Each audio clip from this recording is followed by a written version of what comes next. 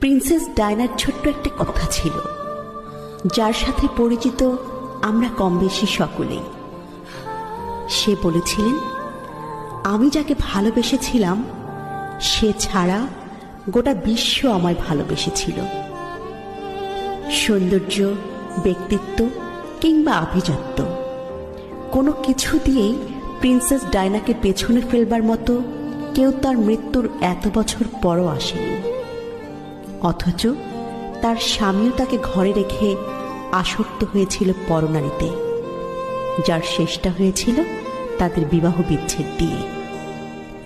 তোমরা অনেকেই বলো না, গুছিয়ে না চললে, নিজেকে সাজিয়ে না রাখলে পুরুষ হাতছাড়া হয়ে যায়। আসলে এটা পুরোপুরি মিথ্যে, বুঝলে? যার মানসিকতা নোংরা তার ঘরে হুড় থাকলেও সে কাজের মেয়ের পেছনে ঘুরে বেড়ায়।